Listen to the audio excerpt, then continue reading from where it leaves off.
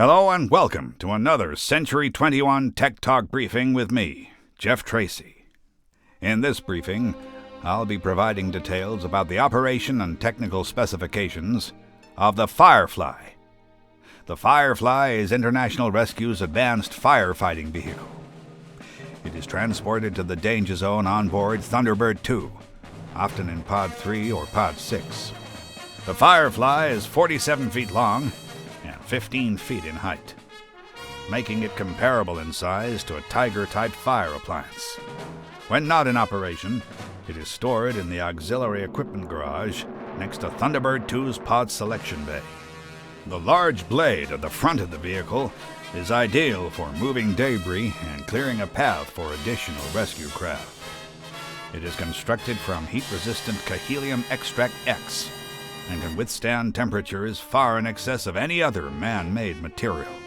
The blade incorporates a Kahelium-infused quartz panel to allow the operator a clear view of the path ahead when the blade is in position. When the blade is not required, it can be raised on hydraulic hinges in order to provide an unobstructed view of the rescue area. The blade is usually raised when traversing uneven ground, en route to and from the danger zone. The nose of the Firefly is equipped with a powerful cannon, which can extend through a hole in the center of the blade. The cannon fires nitroglycerin shells with pinpoint accuracy.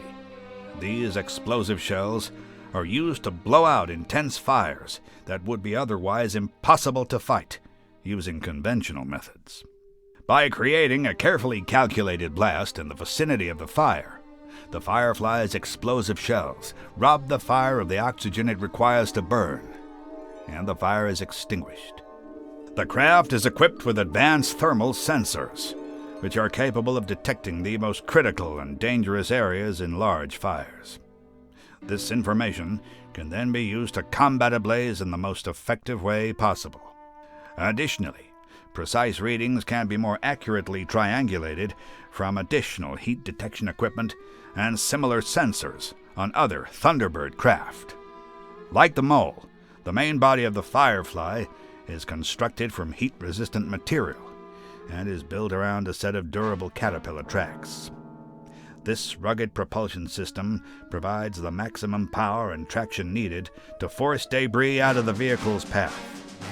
However, if an obstruction proves impossible to shift with brute force, the Firefly can bring its cannon to bear, clearing the path with a volley of explosive shells.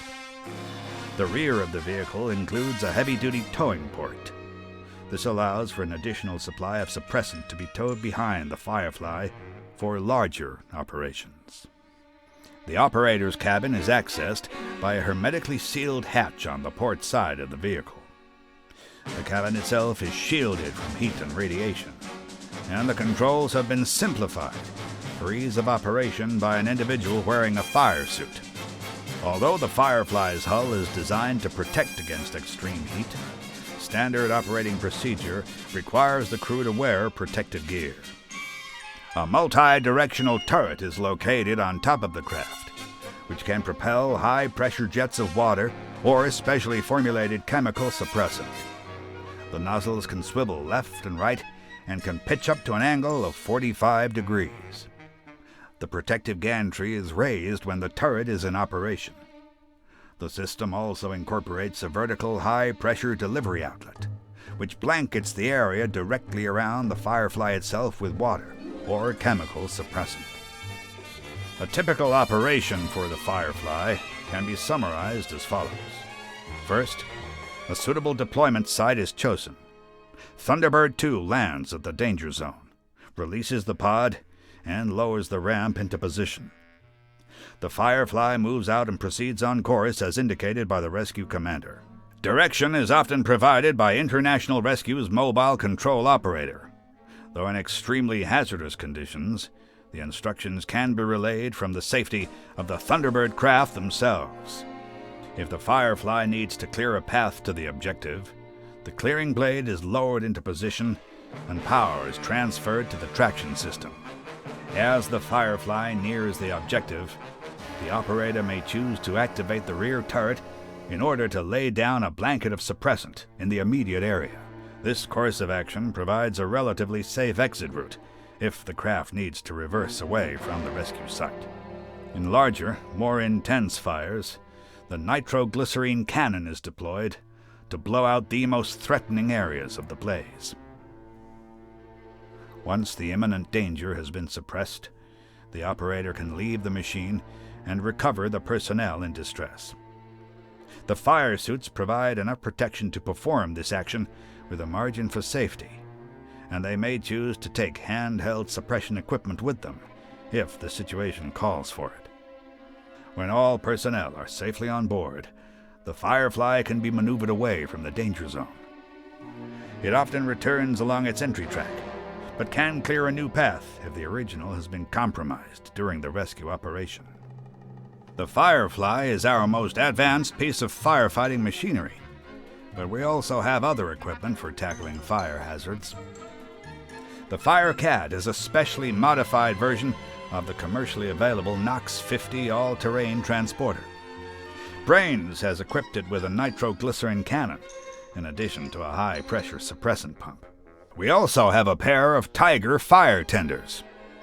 While outwardly similar to the commercial models used by fire departments all over the world, our models have improved heat-resistant chassis and greater capacity suppressant tanks.